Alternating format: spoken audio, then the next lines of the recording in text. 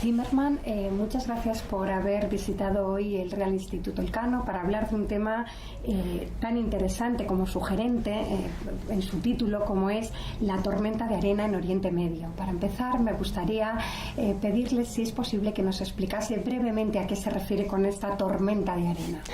Bueno, en realidad es un placer estar aquí, de verdad, un placer y un honor. Tormenta de arena quiere decir, es exactamente lo que a mí me sugiere lo que está pasando en los últimos 6 años en Oriente Medio.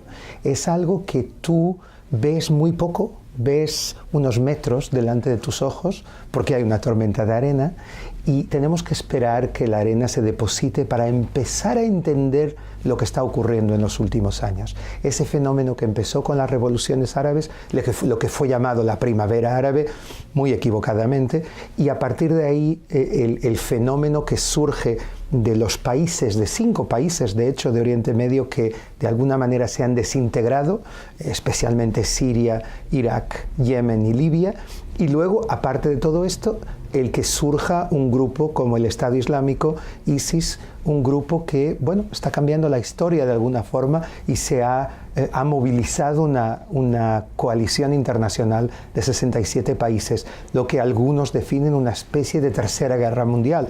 O sea que, de hecho, es una tormenta de arena porque no sabemos exactamente qué hay por detrás de todo esto y algo más. Yo creo que estamos en el 4º capítulo de un libro de 30 capítulos por lo menos. ¿Y cuál es el papel de Israel o cuáles son los desafíos estratégicos de Israel en este momento tan complejo como el que ha descrito? El ciudadano de a pie en Israel que ve lo que ocurre alrededor de sus fronteras obviamente no puede reaccionar sin gran inquietud, porque fíjate, en Siria tienes el Estado Islámico muy cerquita de la frontera israelí, ves lo que ocurre en Irak, ves que en Jordania, que es la frontera más larga de Israel, hay una auténtica guerra de supervivencia del régimen hachemí, del reino con el que Israel tiene buen contacto, obviamente, y ves que hay Estado Islámico en el desierto del Sinaí y el ejército egipcio combate contra ellos y creo que no es ningún secreto que Israel ayuda al ejército egipcio en esa guerra contra el Estado Islámico. O sea, eso es lo que la persona que mira el mapa, además del Líbano, donde verás la amenaza número 1 a Israel, creo yo, en este momento, que son los 150.000 misiles de Hezbollah apuntando hacia todo el territorio israelí. Todo esto es inquietante. Pero si tú hablas con los estrategas israelíes, ellos te dirán que la situación estratégica israelí mejoró, porque los miles de tanques y de aviones de combate que había en Siria o en Irak amenazando a las fronteras israelíes no están más. Y por lo tanto es una situación más explosiva, pero al mismo tiempo estratégicamente la situación israelí de hecho mejoró. Obviamente ahora tenemos que ver qué ocurre con Estados Unidos, cuál será su política en Oriente Medio, hasta qué punto la Casa Blanca va a continuar la política anterior o la va a cambiar y cómo la va a cambiar. Yo creo personalmente que por más declaraciones de Trump diciendo que él sacaría a sus hombres de Oriente Medio, se los llevaría a Estados Unidos, como decía un general norteamericano, Daesh nos perseguirá hasta Marte si nos vamos. Por lo tanto, yo creo que es difícil con esta situación en la que 5 países de Oriente Medio de facto desaparecieron. Las fronteras están siendo borradas. Tienes a gente que quiere traernos al siglo VII, que están intentando ganar terreno. No se puede ignorar todo esto. Yo pienso que Trump y la Casa Blanca y Estados Unidos y Europa se verán obligados a estar allí presentes e intentar influenciar en lo que ocurra en los próximos años en Oriente Medio, en esta zona. Otro de los temas que ha tratado en su visita al Real Instituto Elcano es la guerra mediática de Estado Islámico, en la que sin duda la organización terrorista ha tenido también enormes victorias.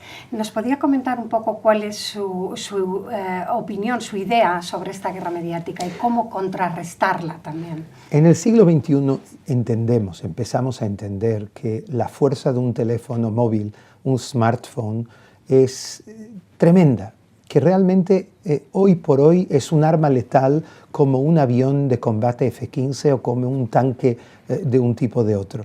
Y por lo tanto hay que entender que las reglas del juego han cambiado y que hoy en día la guerra mediática tiene gran importancia paralelamente a la guerra militar, política o económica.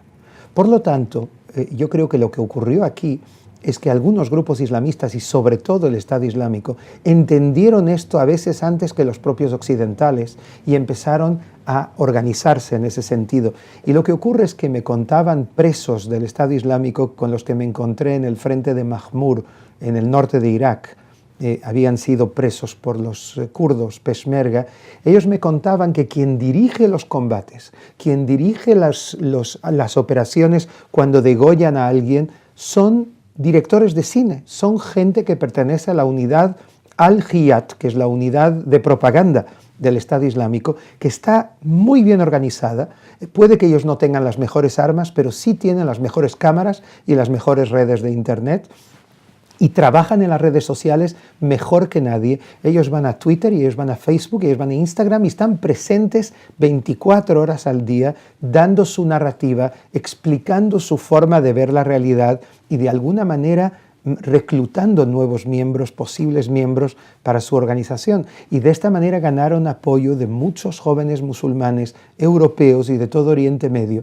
Y por lo tanto la clave está en desarrollar no solamente una coalición internacional de 67 países que está en Siria combatiendo contra el Estado Islámico, una auténtica tercera guerra mundial, sino también prepararse para la guerra de las ideas. Yo creo que todo depende, porque puede que Mosul caiga, puede que Raqqa caigan, pero la idea que representa el Estado Islámico, la vuelta al califato, las ideas, la forma de vida del siglo VII, del principio del Islam, seguirá viva, de una manera o de otra, con un nombre o con otro. A lo mejor veremos Daesh 2.0 dentro de unos años. Y hay que prepararse para este largo combate contra la narrativa que ellos proponen y contra cualquier forma de violencia en nombre de Dios. Pues muchísimas gracias, a Enrique, vosotros. Y un placer haber contado con tu presencia en el Igualmente. Instituto.